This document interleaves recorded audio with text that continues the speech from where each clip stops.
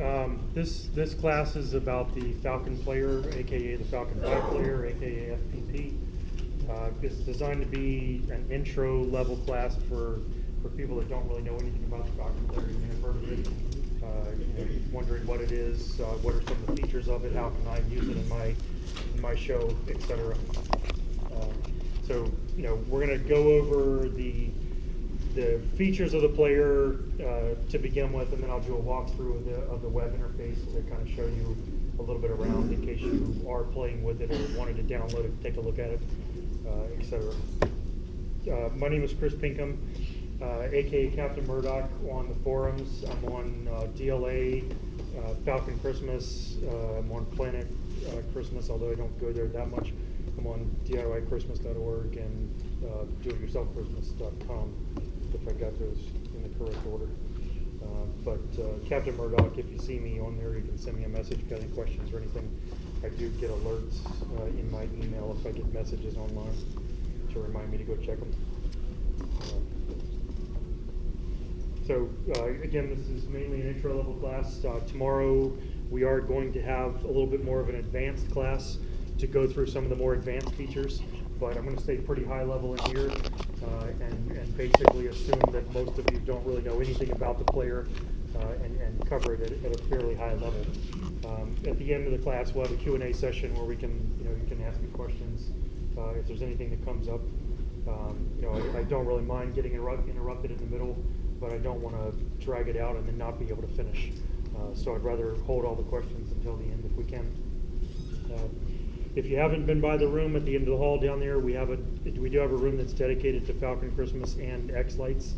The sequences that I'll play a sequence at the end. That was done in X-Lights. In there, we've had a couple repeats of some of the classroom sessions. I already did this beginner session in there yesterday. We do have additional mini sessions we're putting on the display board out there. We're putting the times of those, so there's a couple topics where we will just have more of a private session on a couple of the topics. We're also doing demos, installation help. We've already, I think, set up about 10 Pis for people that have brought in their Pi and the software, and we've been through the install just sitting in the room in there. Or any questions you may have as well. The Falcon player, aka FP, is Falcon player, aka FPP, is a lightweight, optimized player designed to run on low-cost single-board computers. So most of you are used to running your show on a desktop or a laptop, maybe. The Falcon player is billed as being credit card sized. Literally is about the footprint, or the Raspberry Pi, which we use in these single-board computers, are literally about the size of a credit card, and then maybe an inch or so tall. A lot of people take them and actually put them out in the yard with their controllers, so they don't even have the show computer inside the house anymore. It was originally created in 2013 by David Pitts, designed for the Raspberry Pi. That's where it got the name Falcon Pi Player from. And we've kind of dropped the word Pi now because we are also starting to support some other single board computers such as the BeagleBone Black, which we are using and demonstrating in the room over there as well. So we've dropped the word Pi from the middle, but kept the FPP just because it seems to roll off the tongue easier than FP, which could be other things. The Falcon player is 100% open source software. It's totally free. You can download it off the net and install it on hardware that you buy from someone else. So Falcon Christmas does not sell the Raspberry Pi. We don't sell the BeagleBone Black. We don't sell power supplies or any of that. We are the developers of the Falcon player software, and we give it away underneath an open source license. It's available at falconchristmas.com. There's also web forums there, a wiki page with helpful information on setup. There's some videos that have been done by one of our users to walk you through the setup of the software as well as the use of the software. It is licensed again underneath the GPL, which basically means that anybody can take it and do with it what they want. There's no liability. If it makes your lights too bright, that's not my fault. But you can do with it what you want. If you decide to modify it and give it away, you have to give me back your changes though. So that's kind of what protects me and just protects us with writing the software. It's the same license effectively that X-Lights is under as well if you've used X-Lights Nutcracker. The Falcon Player is 100% web-based. So you're used to using your show computer, and you got a keyboard and mouse and a monitor to control it. With the Falcon Player, once you install the software on that little computer, you will fully control that and administer it through a web-based interface. So you can use your desktop browser, you can use a mobile browser on a phone or a tablet. You can be out in the middle of your yard. A lot of people spend time out in their yard during their show. You can be out in the middle of the show and actually controlling your show and playing different sequences at times if you want to, right from your phone or your tablet. It has a flexible playlist-based scheduler. You can schedule shows to run on individual days of the week, whether it's every day of the week, Monday, Wednesday, Friday, Tuesday, Thursday, weekdays, weekends, things like that. So lots of different permutations on which days of the week you might want to run sequences. So you can run a longer playlist on Monday through Friday, and then run a shorter playlist or Monday through Thursday, or Sunday through Thursday, and then run a longer playlist on Friday and Saturday night, or shorter playlist on Friday and Saturday night, so that you can get more people rotated through, so that you don't have to manually go in and change it on Friday afternoon before the show starts that night. It'll automatically play the different playlist on the night for you. It also supports date-based scheduling. So you could actually come in at the beginning of the year and you could set up a sequence to run or a playlist to run on Halloween. You could set up a playlist to run on July 4th, a playlist to run on February 14th to make your lights pink, and a playlist to run from December 1st to January 1st for Christmas. And you can do that all in one shot. And when those date ranges roll around, the Falcon Player will automatically start the right playlist for you. The date-based scheduling takes precedence over the day of the week scheduling.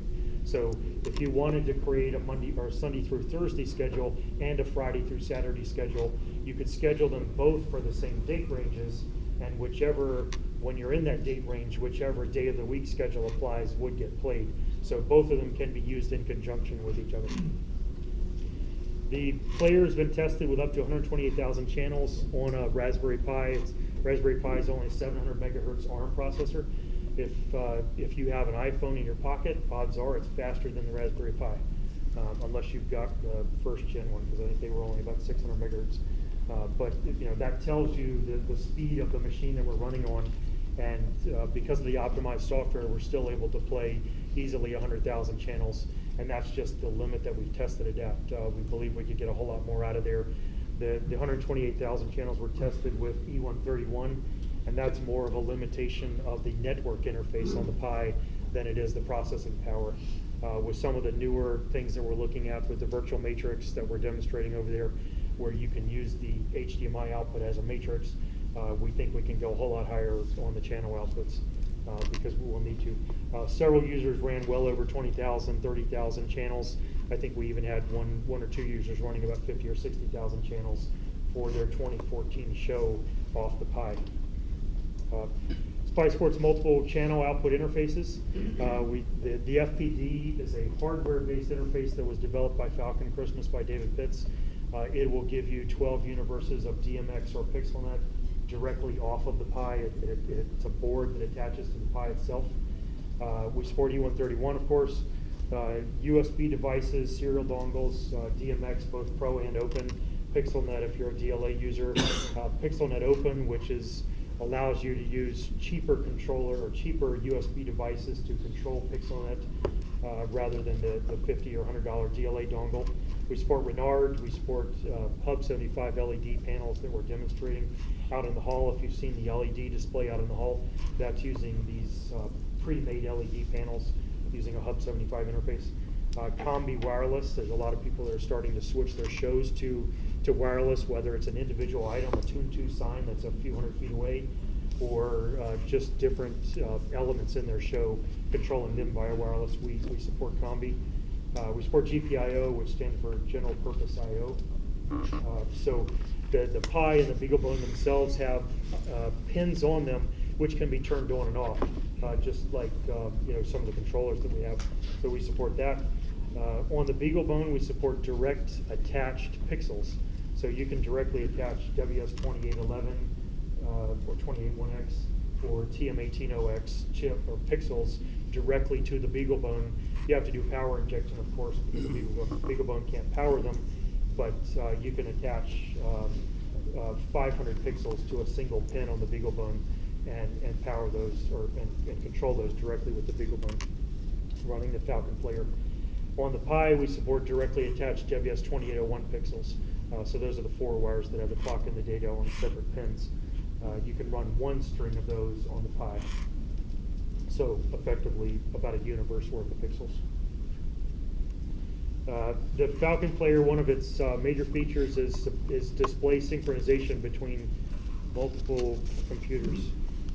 So you can, sorry, I jumped ahead a little bit. Standard sequence, if you have a sequence player, you've got to support playing back a sequence and an audio file at the same time, so that's a given that we have that. We support OGG and MP3. We also support synchronized playback of video with a sequence file. So if you want to sequence your music to a video, you have a projector on shining up on the garage or on the house, the Falcon player supports that. On the Pi, that is actually accelerated video, so that the Pi has a hardware video decoder on it. So the Pi, even though it's only a 700 megahertz processor, can play back Blu-ray quality video out of projector. So if you have a full 1920 by 1080p projector, the Pi will play it. Which is an advantage. E131 bridge mode allows the Pi to act as an E131 bridge. So if you want to bridge to one of those LED panel matrices, if you don't want to run the Falcon player to play your actual show, you can still use the player to act as a bridge to the panels that we support, or to some of the other methods that we support, like the PixelNet, Falcon PixelNet DMX adapter, which will bridge to 12 DMX or PixelNet universes. We support a battery back clock module. The Pi itself was designed over in Europe for educational purposes. So they wanted to create as cheap of a computer as they could, so that they could put it in classrooms and allow kids to use it to learn about computers. Because of that, they kind of didn't include some of the features that you might find on a full-blown computer, but for the purposes of the Falcon player, we don't really need those. A battery back clock is supported, but for most use cases, you don't need it. If the Pi player, the Falcon player, sorry, has access to the internet, it will synchronize its time with the internet, so you don't really need a clock on the computer itself. There is no storage on the system, so you will have to add some storage to it as well. I'll get into that a little bit later, a couple slides later. We do support wireless NIC support as well. So I mentioned that people are putting the Falcon player out in their yard, actually mounting it inside a CG1500 case or another case with their controllers or with their FM transmitter. In order to get to that, then they either have to run a network cable into the house, or they put in a wireless USB dongle and connect that to their home network, and now they can sit inside the house and sequence and upload files over the wireless to the Falcon player without having to go out in the cold. We support an effects, there's an effects system to allow mini sequences to play while your main sequence is running. So one of the examples that I gave of this earlier when I was talking with someone was, if your main sequence is playing, but you have a tune-to sign that is pixel-based, so you can put words on it, while your sequence is playing, if one of your audience was out in the yard with or out in the street with their radio cranked too loud, you could actually play an effect on your matrix at your tune-to sign at the time that says, please turn down your music, while the rest of your show is still doing, nobody notices it except for the guy that's looking at the tune-to sign. And it supports multiples of those at the same time. So, whether you want to tell people to get off the grass, or whether you want to just put something special on your matrix or megatree for a little while, you can do that by playing these effect sequences at the same time that the rest of the show is going about its business. Those are overlaid on top of the existing data. As soon as the effect sequence is done running, then that device or whatever you're controlling will go back to being controlled by the regular sequence data. You don't have to tell it, so you can just, it's fire and forget, basically. One of the key features of the Falcon player, which is a big thing, and we had a large amount of people using this last year in shows that were just ranging from one house to a whole park with multiple systems synchronized, is what we called FPP multisync. This allows you to take multiple instances of the Falcon player and synchronize them together. So if each Falcon player can support 100,000 channels, I could take 10 of them and sync them together, and I could have 1 million channels. So it kind of gives you an idea of how scalable the Falcon player itself is. This also can be used for both sequence synchronization as well as video synchronization. So Sean and David Pitts, Nutcracker Sean and David Pitts, I believe, both used multiple projectors last year in their displays. You can synchronize video on multiple projectors at the same time. So you can have sequences and video all synchronized on multiple units. Real-time, these are some of the more advanced features that I will dive into more tomorrow, so I'm going over them kind of quick right now. This page is mainly. What we call real-time pixel overlay, and I'll demonstrate this in a few minutes. So and this takes advantage of the effects sequences that I talked about, take advantage of this ability. So while your sequence is running, you can actually manipulate the channel data in real time, and there's several plugins that have been written to do that. There's a matrix tools plugin, which basically lets you put text on a matrix or draw on a matrix while the regular show is running everywhere else. And we've also, using the code that's behind that, we've got another user that's written an SMS matrix or SMS plugin where you can send text messages, and the text messages can actually be made to display on the screen as well. So a lot of people used this feature last year to stand out in their yard, and little girl, what's your name or whatever, and they're dressed up as Santa or whatever, and they text something or type something into their phone, and the little girl's name scrolls, Merry Christmas Julie or Susie or whatever, scrolls across the matrix, or their tree or something. The Falcon player has an event system which allows you to trigger these effect sequences that I was talking about, or external scripts, either using GPIO input or using control channels that are in your sequences. So if you want, you can either go into the web interface or using the external triggers or using the sequence, you can trigger these effects to run. Someone steps on a mat and it says, please get off the yard. Or you press the button in the web interface and it says, please turn down your radio. You can trigger those several different ways.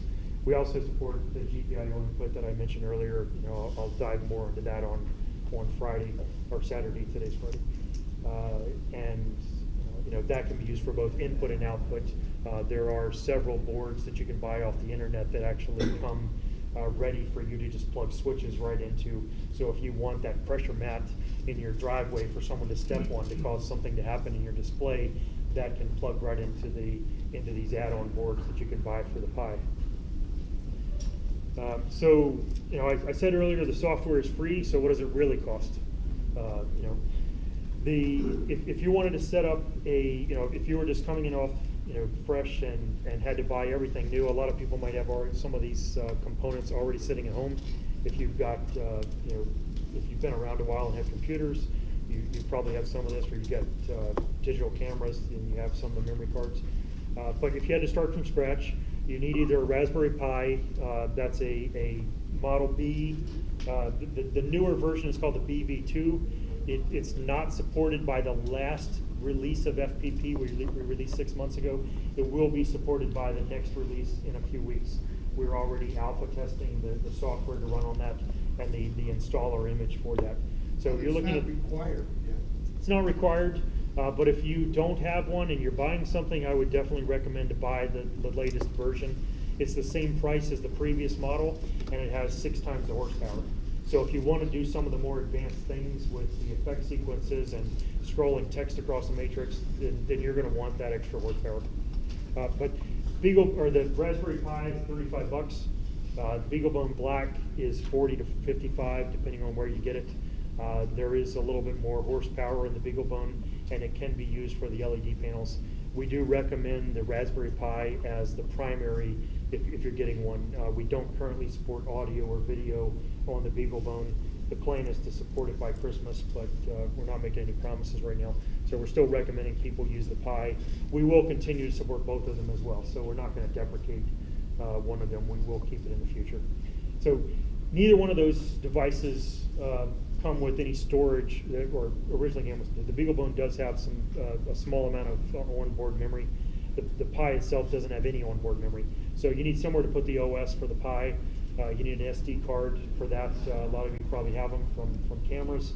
But you need one that is decent speed and decent size to hold the files that you're going to put on there. The SD card is mainly for the OS. So it doesn't need to be a 32 gig SD card because we're only going to use a couple of gigs of it. But it does need to be a decent speed. So if you've got a 2 gig card that's been sitting in your drawer for 5 years, it's probably too slow and you don't want to use it because it's going to give you a little bit of lag. Flash drive. The flash drive is used to hold the sequences, the media files, the configuration, all configuration of the player itself, including its IP address. And as well as any logs that we're collecting off that are being collected on the system. So that's the one that you want to be a good size, because if you've got a lot of video files that you're playing, or large sequences, or you have hundreds of sequences that you've collected or created, you may want to have that to be a little bit larger. But you're only looking at 8 to 10 bucks or 16. If you get into some of the larger sizes. USB power supply, the Pi and the BeagleBone will both run off a standard power supply like a cell phone charger, but you want to make sure that it provides at least an amp of power. 2 amp is even better if you have one that puts out 2 amps. If you buy the kits online, a lot of times they will include a 2 amp power supply to make sure that you've got enough power. Normally you don't really need that much power, but if you start plugging in a flash drive, or you want to put a hard drive, a USB hard drive on, instead of a flash drive for storage, then you're going to want to have that extra juice that you can get out of there. Optional components, like I said, you don't really need the clock module. If you're internet connected, it will get the time off the internet so that it can use, it knows when to start your sequences. If you're putting a Pi remote or a BeagleBone remote that don't have access to the internet, then you're going to want a clock module so that your show starts on time.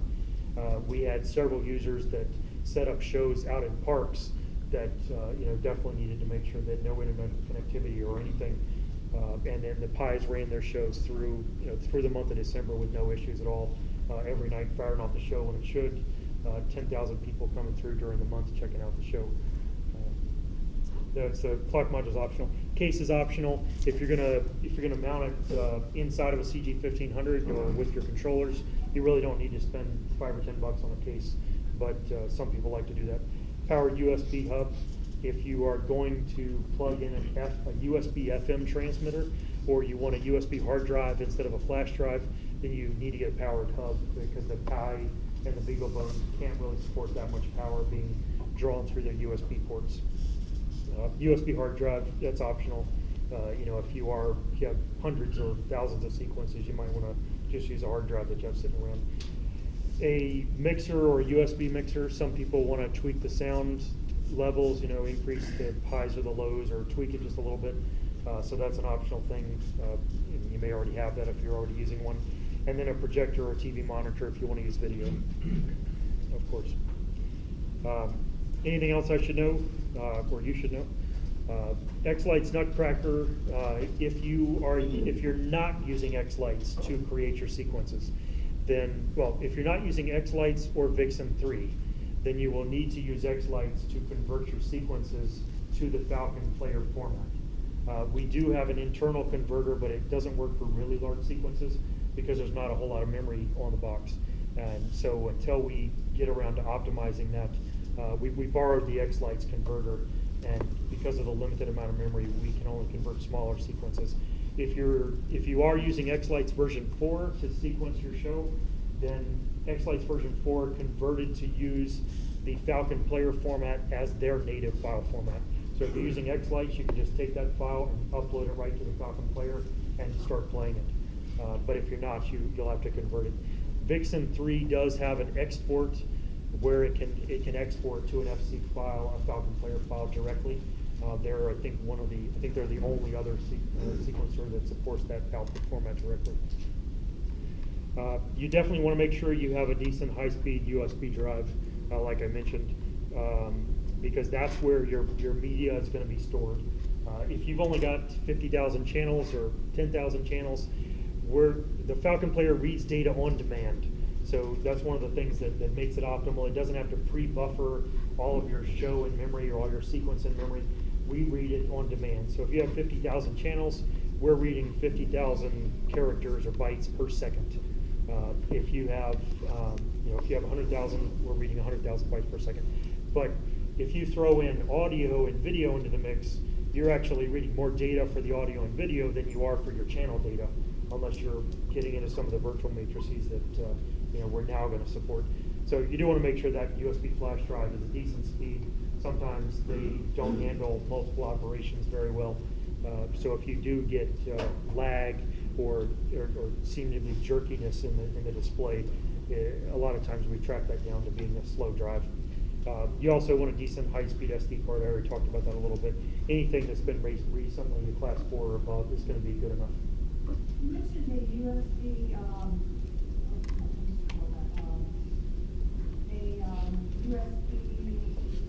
Mixer. The reason I asked about that is because I split the signal coming out of my computer right now. I'm not using the Falcon. I split it, and I send half of it to a system that boosts the sound so people who are walking can listen to it, and then the other half goes to my FM transmitter. If I were to use something like a USB mixer, would I need to put an amplifier on the end of it? Possibly not. Yeah, I mean, Sean used a Behringer mixer. I think he bought it for $50 off of Amazon. Some people, if you're an audiophile, you may not be as happy with the quality of the sound on the Pi, but most people don't have any issue with it. But there's some people that they want, better than CD quality audio to come out of there because they've got a $100 sound card in their Windows PC, so they want it to match the quality of that. So some people have been using mixers to adjust the audio levels a little bit to get better audio. So you can use that to boost the signal a little bit, to amplify it a little bit. There's two different kinds. The Behringer mixer that Sean has, and I actually bought the same one, has both a USB input and an analog input. So you can use it either way. You can use it as a USB sound card, which we do support, or you can plug it into the analog output on the Pi. And with both of those inputs, you do have control over the volume level a little bit, so that you can adjust that. But you would need that, the USB mixer, in order to run to an FM transmitter. Well, your FM transmitter will plug directly into the Pi. The Pi has a stereo audio jack on it, a 1/8 inch audio jack, just like a normal headphone jack that you have. So your FM transmitter will plug right into that, and you can, if you want to, you can put a splitter on that cable and have it going to an amplifier for speakers, as well as an FM transmitter for everyone in the car.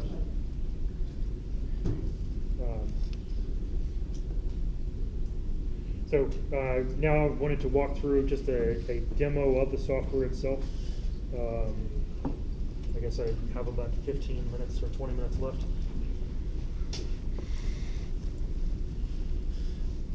So the version that I'm demonstrating here is actually FPP 1.5.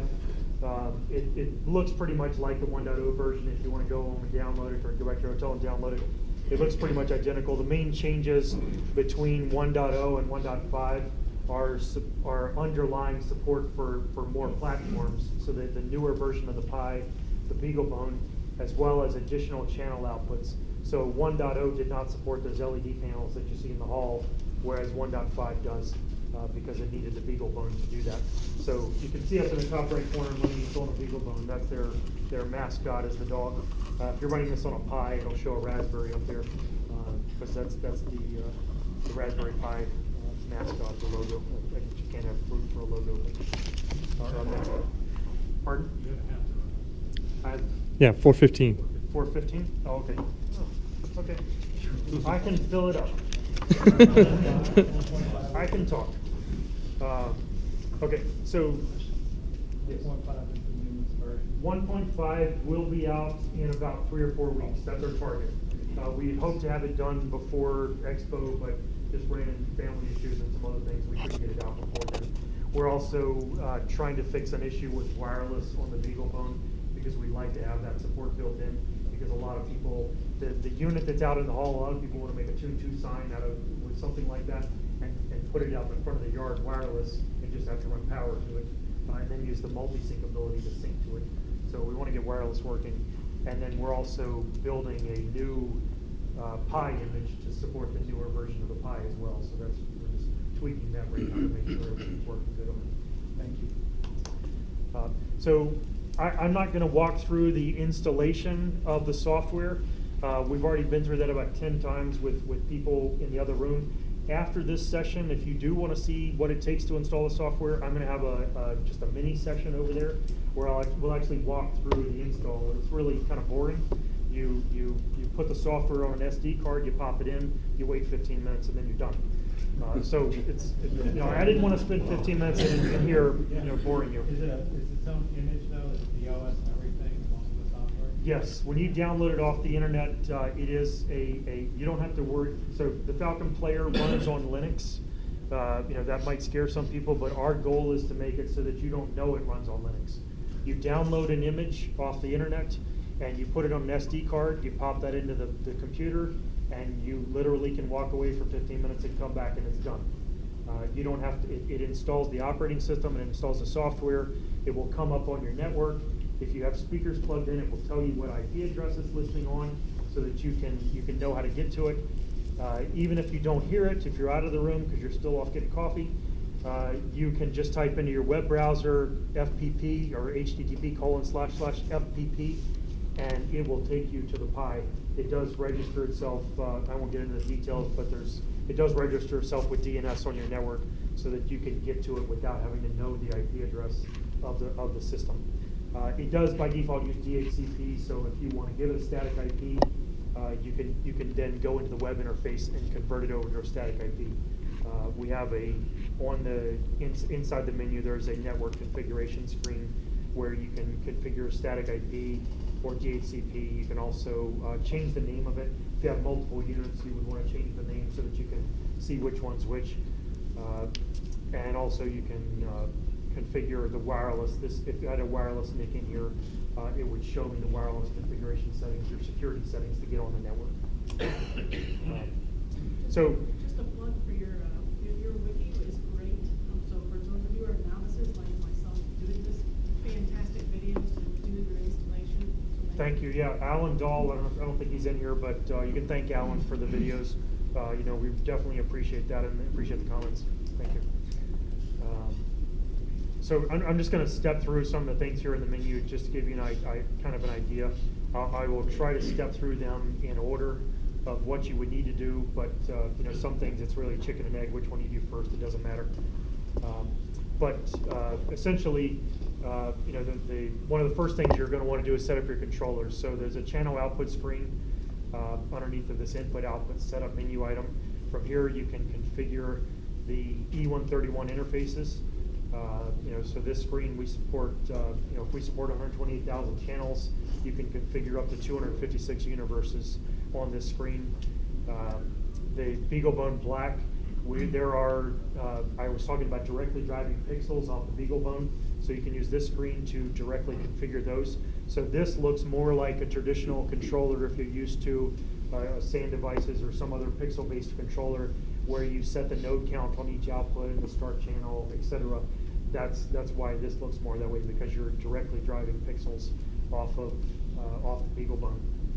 One thing to note too, I think, though, that these menus are going to be slightly different between the Pi and the BeagleBone, right? They're not going to Yes. see BBB and LED panels if they're on a Pi. Yes, correct. If you're installing this on a Pi, the BeagleBone won't show up in the LED panels. The LED panels will show up because we do support 1 or 2 panels on there, but yeah, the BeagleBone will show up. And also, if you're on a Pi, another item will show up called FPD, I think it says FPP or Falcon Pixel on DMX, Yeah. for that board that I was saying that attached to the Pi to get the 12 universes of DMX or PixelNet off of the board.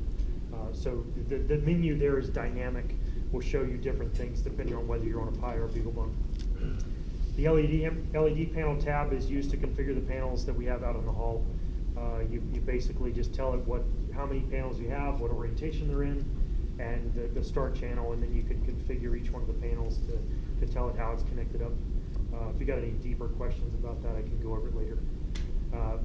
All other outputs are on this other tab. So this is the screen where you would configure your DMX outputs, your lower outputs, your Renard. Some people have LED tricks still. So this is the screen where you would configure that. You basically can just come in and click add. It inserts a new line. You pick the interface. Once you pick the interface, it will then ask you to set the start channel and the channel count and the port number that it's on and the speed, things like that. Then you can click save, and whenever you make most changes in here, you will get invalid channel count. You won't get that. No, we're not that bad. So I'm going to delete these. Those were there's no support for that, configuring that interface. So once you configure most things in here, you'll get a red bar that'll come across the screen telling you that you need to restart the daemon. After I make a change, I'm not going to do it now because I don't really need to for that change that I made, but you'll save and then you'll have to restart the actual daemon in order to apply those changes. So you can actually go in and configure things while the show's running and then wait until the end of a sequence and restart it right then. It doesn't restart automatically on you or start some countdown that says it's going to restart in 2 minutes or whatever. So after your outputs are configured, then you need to get some content onto the box. So there is a file manager that can be used to upload your sequence and audio and video files onto the Falcon player. You can also use a Windows share. You can just drag and drop files if you want to do that. Some people they're already in the web interface doing things, so it's both of them work just as effectively. So you can get files on there using the file manager or Windows or file share. So I've created a sequence in Xlights or converted in Xlights. You basically come into this screen, and at the bottom of each one of these tabs, you'll see this select files. I can just go in here and click select files and browse to the file that I want to upload. I'm just going to pick a small one so that it goes pretty quick, and just click open, and it will upload it to the Falcon player. And now that file automatically gets dropped into the right area. So I uploaded a sequence file, and it automatically will show up on the sequence tab. From the sequence tab, you can also download or delete sequences if you want to do some cleanup. Or from the file manager, every one of these tabs you can download or delete files for doing cleanup. So now we have a sequence file uploaded. We'll pretend I uploaded an audio file at the same time, just to save time. Then you'll want to come into the You need to do both. You need to do both normally, yes. Okay. So then you want to go into the playlist screen and create a playlist to use that sequence. We are currently in the process of rewriting the UI. So this is the way that FPP 1.5 is going to look. FPP 2.0 is going to have a reworked UI that is written by a guy who designs UIs. So it should look, it will become easier to use rather than a UI that's designed by a programmer who does back-end code. So down the left-hand side here, we've got a list of my playlists that I have for testing certain things. You want to create a new playlist, so we're going to create, I'll just say new playlist here. Click add. It's going to create it, and now at the bottom we have this playlist details for new playlist. I can just go in and select whether I want a media and sequence, media only, sequence only. I can create so these are for the playlist entries. I can create a pause in the playlist. I can trigger an event. We talked about the events to trigger certain outside GPIO things, etc. Or I can actually call a plugin. So some of the plugins that we've created can actually do certain things inside of a playlist. Like we have an RDS plugin that can send you RDS info over your FM transmitter. So for this purpose, I'll just pick media and sequence. Actually, I won't, because I don't have any media files on here. I forgot I should have uploaded one. But the drop down here for media, that would list all the media files that I have on the system. And then here's the sequence list of all the sequences that I have. So just pick the sequence that you want and click add. It's giving me a warning because I selected media and sequence, but I didn't assign a media file. So that tells me I need to go in and change this to sequence only. The media section goes away now, so I know that I only need to assign a sequence. I can add that, and now I have a sequence in my playlist.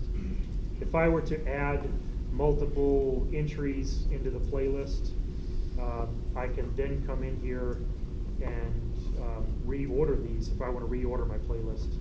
So I took that one that was in position 3 and I dragged it up to position 1, so you can reorder the playlist. Playlist changes are not, do not take effect until you stop and restart the playlist. So you can upload a new sequence and it will take effect the next time that sequence is played. But if you want to make changes to a playlist, like someone requests a certain song, you can't just add it to the playlist and have it play next. You need to stop and restart the playlist in order for that change to take effect. We do want to enhance that in the future to make that change take effect immediately, but we just haven't got around to doing that yet. So I'm going to delete, actually I deleted the playlist instead. So I'm going to recreate that playlist that I had, sequence only, whole house or whole room. That's the sequence that we're playing over there for testing. And I'm going to save that sequence for the playlist. So the next thing that I would, two things that I could do next, I could, sorry. Go ahead. If you have to stop the playlist because of order or whatever, is it going to be an immediate start or is it going to be gradual, like after the current sequence stops and another one starts? Depends on what you want. So the question was, if I stop a playlist, is it going to stop now or is it going to stop at the end of the sequence? So we can do both. There are 2 buttons on the screen. I can flip over to that real quick. So on the main page that you come into when you first go to it, that's the status page. At the bottom of the screen is a play button. If I start playing a sequence now, so I just created the sequence, I uploaded it, I created a playlist to include the sequence. Now I want to test it to make sure it works before I schedule it.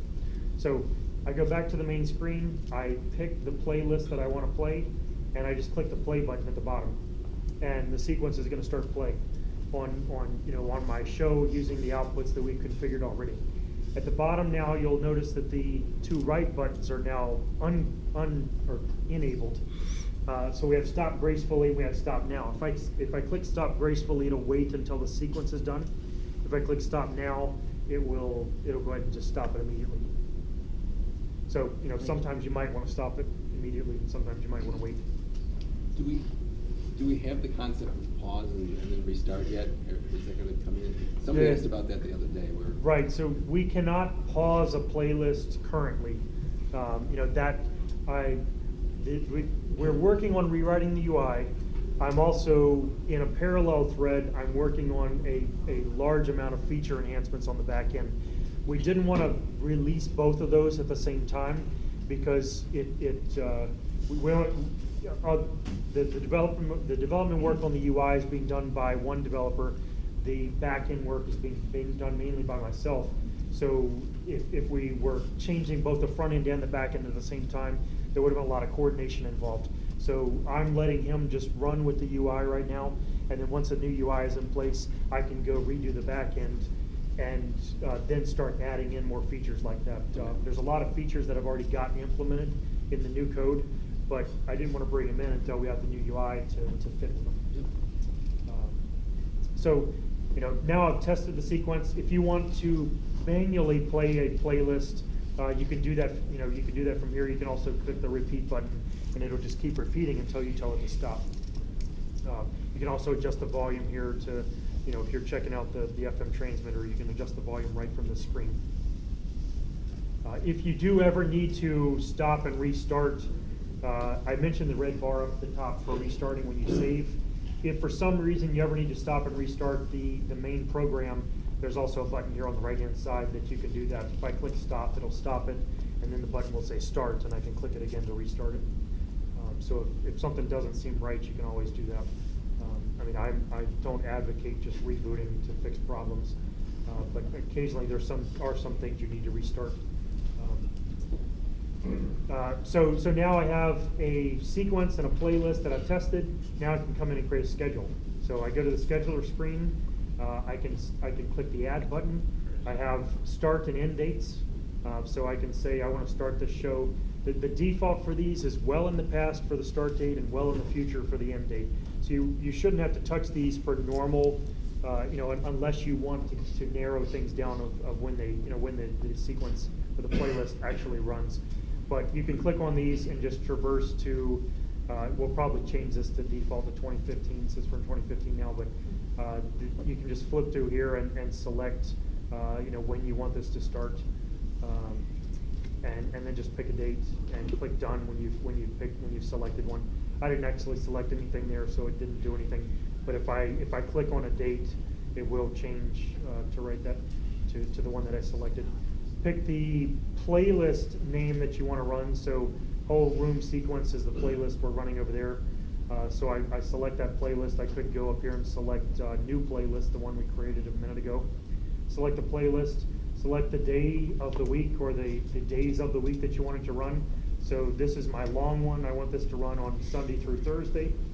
And I want it to start at, I know that the sun doesn't go down until 8:15. To make the drop down smaller, we put half-hour increments. But once you select one of them, then you can go in and change the time. So I can manually enter 8:15. And then, I want this I don't like my neighbors, so I'm going to let it run until midnight. We'll just do that. We actually have it started at 8. Oh, well, I You told really you, hate I your don't neighbors. like my neighbors. The repeat checkbox here is whether you want the playlist to repeat within that schedule. So some people create a playlist and they set up the start and end times to match the playlist duration. They know that playlist is going to run for 59 minutes, and they set the start and end times for 59 minutes, so they don't repeat. Other people create a 10-minute playlist and let it play for 3 hours. So that's what the repeat checkbox is for. Question in the back. Sorry? What happens if you use like 1 a.m.? Does it continue past midnight, or do that further up to you? So currently, if you want to play past midnight, the player will continue playing the current sequence past midnight, and then it will stop playing. It doesn't handle playing past midnight. If you want your show to run till 1 a.m., you will need to insert a midnight to 1 a.m. Time schedule in there in order to run. So that second one, the midnight to 1 a.m. will have lower precedence and will start when the first one's finished? Yes, so we do not support currently running 2 playlists at the same time. So if you're, if you've got a 10-minute long sequence or 10-minute long playlist, or 10-minute long sequence, we'll do it that way. If you have a 10-minute long sequence that starts at 12:59, that sequence is going to play till it's done. So it's going to play till, I said 12:59, 11:59. That sequence is going to play until 12:09. At 12:09, the player is going to see that I should be playing this other playlist, and it will start the other playlist right then. If that 12 a.m. to 1 a.m. playlist is not set to repeat, it will not start, because we do not start a playlist after the start time if it's not set to repeat. Because if you have a sequence that the 59-minute sequence that I mentioned earlier, where someone's created a 59-minute sequence and they give it a 59-minute or an hour slot, if for some reason it couldn't start until 3 minutes after, you really don't want that to run, because it's going to run 3 minutes into the next time slot. So if the playlist is not set to repeat, it will not start during its scheduled time. So if it is set to repeat, it will start if the if the previous playlist runs over, or if the box is rebooted. What if you want a non-scheduled playlist? You want upon boot up to play? So technically, we treat that as a scheduled playlist. Okay. So we have some people that are using the Falcon Player for landscape lights. So the same show computer that they use for their Christmas show, they use for their landscape lights year round. So during the other 11 months out of the year, they want to run a sequence, maybe 24 hours a day, or maybe a few hours or whatever. But if you want something to run when you turn it on, you set up the times, the start and end times over here on the right hand side. Set the start time to be midnight 0000. Set the end time to be 24:00:00. Effectively, inside the back end code, whatever your end time is, we subtract 1 second from that. So if you set it to 24:00, it becomes 23:59. 1 second before midnight, and then the next playlist effectively starts the next day at midnight. So effectively, it's running 24 hours a day. And even if it doesn't have a real-time clock, it's not technically rated though. It would still run, yeah, because it doesn't matter what the time is. I did that at that point. Right, it's 5 o'clock somewhere. Thank you, Alan. It wasn't Alan, Jimmy Buffett, right? Buffett. No. I don't know, Alan They Bell sang it says together, that didn't too. they? He says it too. Trying to remember. Okay, so so we've created a playlist, we've created a Yeah. schedule. Question over here. Sorry. Just a question, if you've got 3 or 4 of them linked together through Wi-Fi? Yes. Then you power them all up at once, and you want it to run a cycle, are they gonna connect up and link up at the exact same moment? So when you connect multiple Falcon players together, one of them is the master, and the rest of them are called remotes. So you upload your sequence to all of them. That can be the same sequence file if you just want distributed playback. So if you sequence everything in one file, you can upload that everywhere, and then just have your Falcon players around the yard. Because some of the Falcon controllers, actually, the player just mounts right to the controller mounts right to the Raspberry Pi or to the BeagleBone. So in that case, you're running the player on that remote system. You might want to have one sequence file, but you can also take different sequence files and put them on each one of them. As long as the name is the same, they will all play at the same time. So when the master is the only one that needs a clock, because it's the only one that's running the schedule. When the master sees that it's time to play something, basically the only difference between what's called standalone mode, where it's just one unit operating by itself, and master mode is that the master is just doing one extra check to see if he needs to tell everybody else what to do. So in master mode, when he starts a sequence, he sends a message out to the rest of the network, and you can either set up the multi-sync to send a broadcast out to the whole network, or you can pick and choose which remote units you want to control. So if you go into, I can't do it from inside this screen here because I'm a loner right here on this one, but effectively, if I were to go into this screen in the other room in there, you would see 7 different players listed, and I can come in here and I can check them individually and say I want to control those, or I can check a box that says control everybody. You can only control remote units that are in remote mode. So if they're in standalone mode, you can't control them, but you can jump to them from here in your web browser and switch them to remote mode, and then you can control them. But when the master starts, he sends out a message that says everybody should start playing this sequence, and then every second he sends out another synchronization packet that says you should be at this frame in the sequence. So if you were to go reboot a remote with somebody tripping over a cord, or you just reboot one for whatever reason, if you were to reboot a remote, as soon as it boots up, it sees this sync packet from the master that says you should be playing this sequence and you should be 1500 frames into the sequence. The remote automatically opens the sequence file, seeks to 1500 frames, and starts playing right away, and now it's in sync with the master.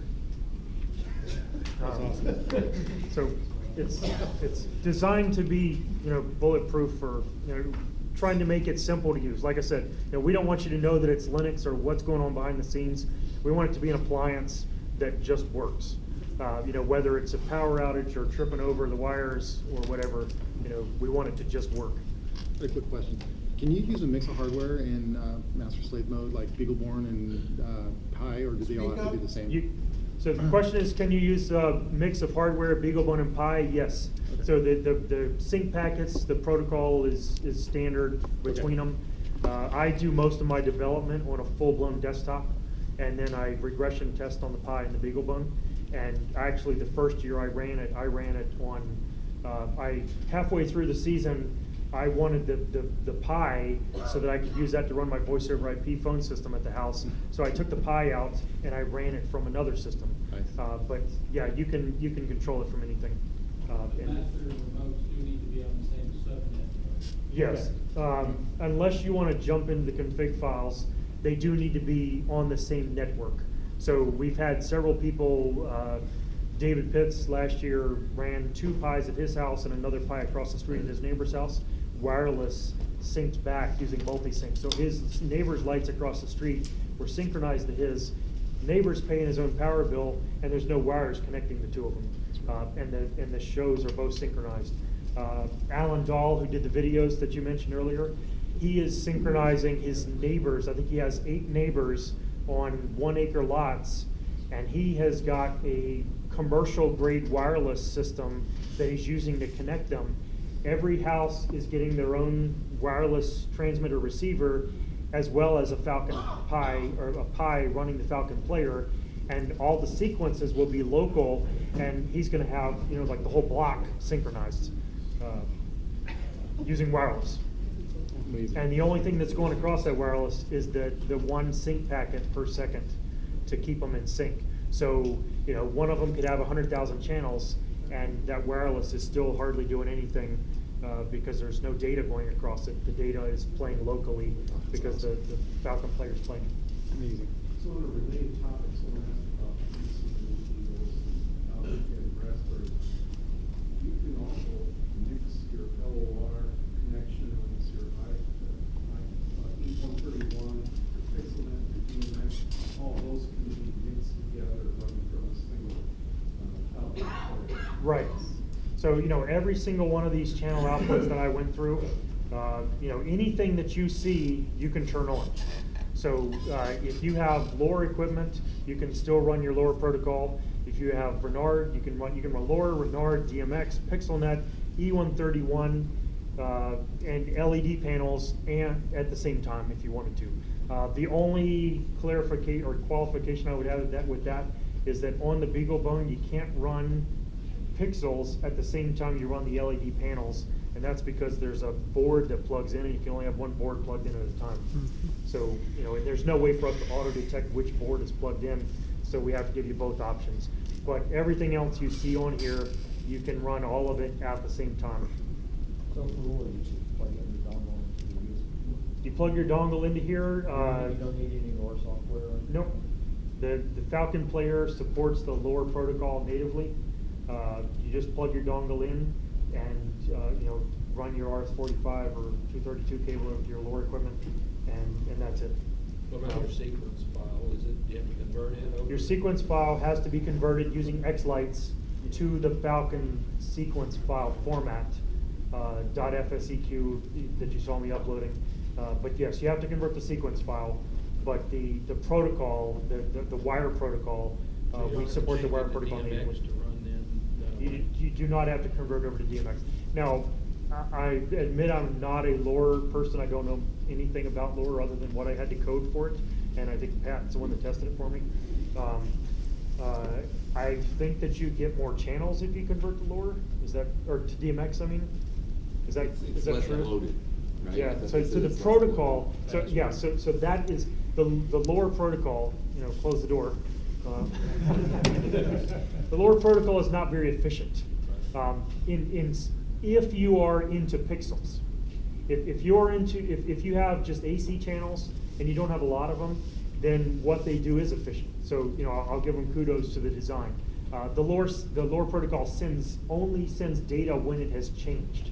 So if you have a fairly static show and you're just on and off, you know, there's not a lot of changes, the LoRa protocol is efficient. in that respect, because it doesn't send changes, it only sends the things that have changed. But in order to send one of those changes, it requires 6 bytes on the wire. So, in the amount of space that you could send 512 bytes of a DMX universe, you can only fit 96 or so LoRa channels that are changing in that same bandwidth on the serial line. So, there are some advantages to switching to DMX, but you don't have to.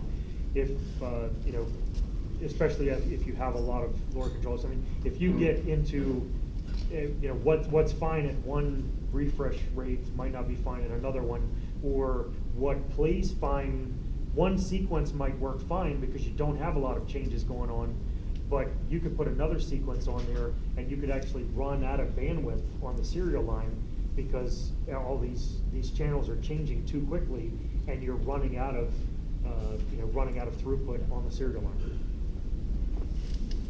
Question? You mentioned fast USB drives. I assume that the Pi is 2.0. You got any testing on what's the fastest USB? Both the Pi and the Raspberry, or both the Pi and the BeagleBone are USB 2.0 devices. So if you go buy a 64 gig USB drive, you're not going to get, or USB 3 drive, you're not going to get USB 3 performance out of that drive. But most USB 3 drives are engineered to higher specs than USB 2 drives. So you probably will get better performance than a USB 2 drive. One caveat to that is we had a user bring in a USB 3 drive earlier today. It was a 64 gig drive. The current version of the Falcon player will not support a 64 gig USB drive, only because the file system that comes native on that is a enhanced version of FAT to support the larger drive. The original FAT file system only supported 32 gigs, so they've extended that, called EXFAT, in order to support the 64 gig drives. So if you're going to buy something, for right now, I would buy a 32 gig drive as the most that you need, that would work with it. FPP 1.5 should support it, but I don't have one to test with yet. I'll have to get a user to test that has one of them.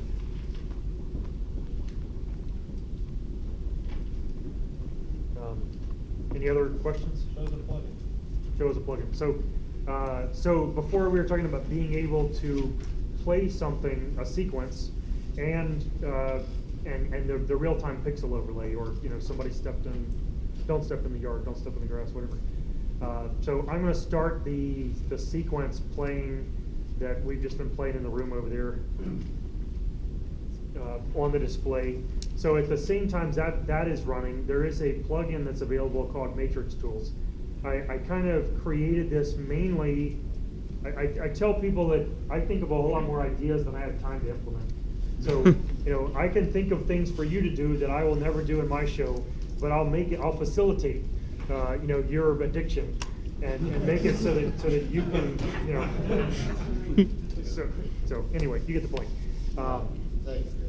So I created the Matrix Tools plugin just to show off a feature that I added to the Pi, so that other people could then take it and turn it into the text message or name to this phone number, and it'll show up in lights. So basically, this plugin is just the ability. It's using that backend code that I created.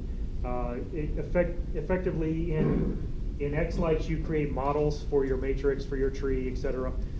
In the Falcon player, in order to use this plugin, you do the same thing. You create a model. So I've gone in and I've created a model which corresponds to the size of my display over here.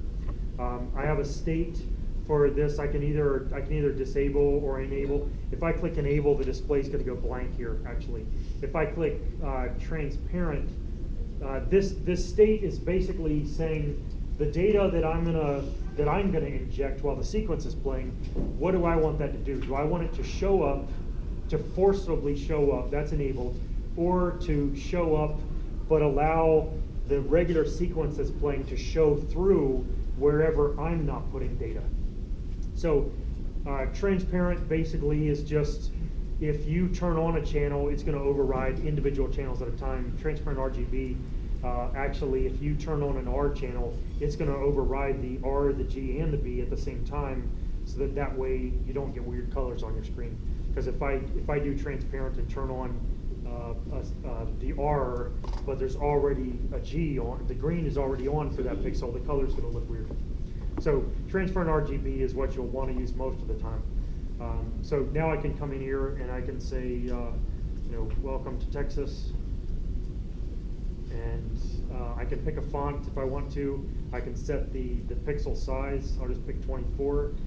I want the position to scroll. I want this to scroll off the screen. So scroll right to left and scroll at about 15 pixels per second. I can come in here and pick the color. You know, I got a color chooser. I can pick that, or I can just pick one of the colors that are on the palette up here. Now if I click go, while this is running, I picked a bad color. I should have picked blue. But while this is running, this is now scrolling at 15 pixels per second across the display, and it's showing up on top of my sequence data. So this is this is the feature that they use for the SMS text message plugin. You know, and I can make this scroll a little bit faster. With these high density displays like this, I found out that I'm definitely going to have to bump up the max scroll speed, because even 20 per second, this is 64, so it still takes 3 seconds to scroll across this little display here because it's such a high density. One of the other things that I put in here was just the ability to draw. So we had some people that played with this last year. I can sit here while this is running. I can sit here and pick a color, and I can just draw on the matrix with my mouse here. So, you know, check that out. So thank you. So cool. Last year I showed this, and I didn't get anywhere near that reaction. I did, you know, different crowd, so thank you. You understood what we were doing here, the power of that. If I want to clear it, I can clear it, you know, and I can make the whole thing green if I wanted to by block filling. If I, you know, clear it and then go back to disabled. So anyway, that's just one of the plugins. You know, there are several other plugins that we have. There's a plugin to work with a USB FM transmitter. Vast Elect makes an FM transmitter that plugs right into the USB port, so you don't need the analog audio cable. The Matrix Tools Big Green Button. That's I should have installed some of these beforehand, but several, you know, lots of people have parties to start their show, or if it's a public event, they might have the mayor pressing a button or something. The Big Green Button is basically just that. It installs a web page where you configure it, and it gives you a big green button on a web page, and you can set it up to play this playlist when I press the button. So you can have a tablet out there in the yard with the web page up, and it's got the green button on it, and touch it, and it starts the playlist playing. And that can be an event, right? So you could have your sequence playing, and then use the big green button to cause an event to occur in the middle of your sequence, or can it only start playlists? I think that it only starts a playlist. Okay. Matt wrote it, and I've never used it because just haven't had the need to. As you asked. Well, my thought was like the little girl in it would be really neat. What's your name, Susie? Let me type this in. Okay, Susie, hit the big green button, and she definitely gets to activate it coming across the matrix in the middle of the show. Well, yeah, that could be, you know, whether it's that one or a combination of two plugins that do the same thing, because that plugin could be enhanced to send the message. It's the text that I just scrolled across there. I could send that message using a web browser if I wanted to. So, you know, that would be really easy for the plugin to be modified to say type in a message and now press the green button, and you know, and it would display it. EDM audio lets you send RDS information to EDM transmitters. Would you use that in conjunction with the VAST? Well, the VAST has its own RDS. Yeah, so it has its own RDS plugin support. There are also quite a few. Ben Shaver is not here today, but he's written twice as many plugins as this, I think. I mean, he's a plugin guru. So he's created a whole lot more plugins to do a lot of other things, to projector control. to interface with.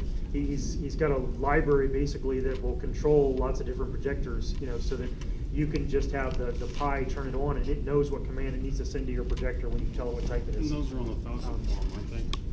Yeah, he's uploaded the links to the Falcon Yeah. forum, and we do want to get those into FPP 1.5 to have those so that they'll show up when we release that version.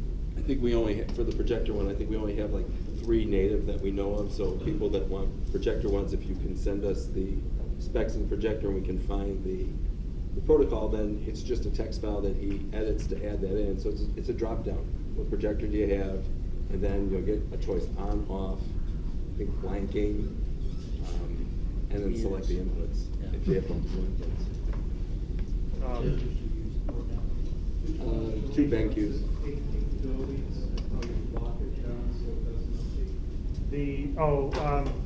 I can't, if I do that, it'll freeze for a while because it's going to try to get to the internet to check the version. So I need to, the Falcon player, whenever it boots up, it will go out to the internet and check, if it has internet access, it will go out to the internet and check to see if there are any updates available, and it will apply those updates. If you're leaving your show computer on all the time, it's never going to check for updates. If you go to the, underneath either the help menu, click about, or click the version number here at the top of the page, it'll take you to a page which has version information, disk space, it shows you how much disk space is free, things like that on it. And there's a manual update button on there that can be used to apply the updates. If you, I'm a big person on if it ain't broke, don't fix it. So if your show's running and you don't need any of the changes that are being made, there's also a checkbox on that screen where you can check the box to say never update unless I want it to update. So that way, if it accidentally reboots because of a power outage, you know that it didn't apply some update, when it rebooted, that it's the same way it was yesterday, running the same exact version it was running yesterday when you looked at it. We also support the ability to remap channels. So if you've got a channel that died on one of your controllers, rather than having to recreate 15 sequences in 15 minutes before your show starts, you can just go in here and say, I need to remap a channel. Channel 3 died. I've moved that cable over to channel 5. So I want to remap one channel from 3 to 5 and save it. And if anything that was on channel 3 now will now go out channel 5, without having to go update all your sequence files. Count as the number of channels. So you can start at 5 and then count to 10. Yeah, I could say, if I wanted to move 3 to 300, I could move 10, I could copy 10 channels from 3 to 300. And we've done some really, this is more of an advanced topic, but we've done some, using this ability, Pat and Ben have done some really advanced stuff with this.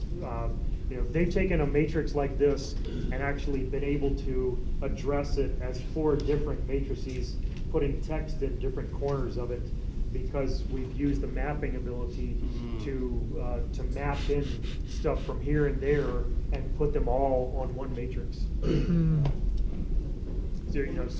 So rather than scrolling one text thing across the center of the screen, I can use that text plug-in to put, for like a scoreboard or something. I can put in fact, this is what they use it for.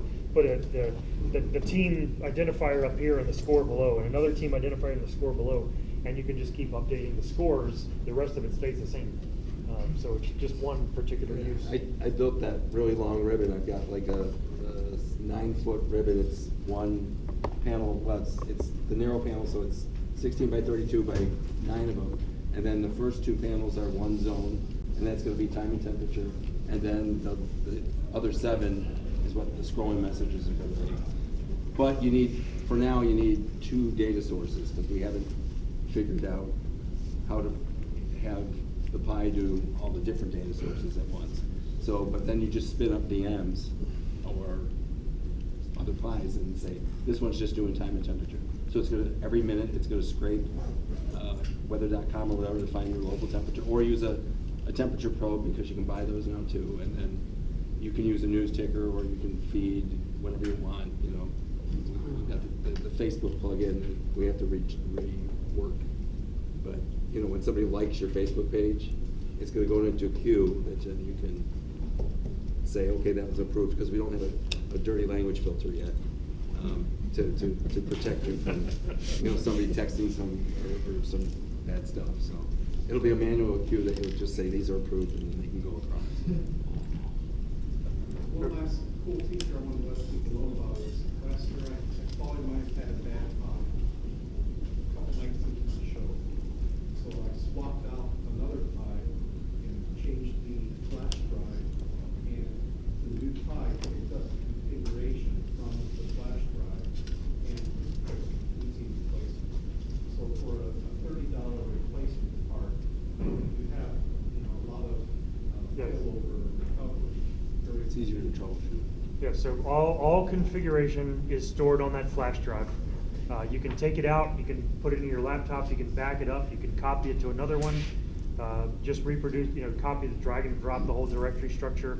But if you take that flash drive out of one Pi and you go put it in another Pi, or even if you took that flash drive and went and put it in a BeagleBone, as long as the channel outputs were supported on both of them, it would work. And it would use the IP that you had configured for the Pi on the BeagleBone. So the MAC address is not stored there because we don't really, no security as far as MAC addresses are. If you're using DHCP, it may not pick up the right address. Well, Because some routers look at the MAC. if you're using DHCP, the IP is not really stored on the SD card. So yeah, if you're using, if the IP is static, it will copy over. If you're using DHCP, you will not get the same IP because your router sees it as a different MAC address. I guess that's what you were asking. So, if there's no more questions, that's kind of it. I'm gonna, if you are interested in watching an install, which like I said is kind of boring, we will do one over there. But The only thing you didn't mention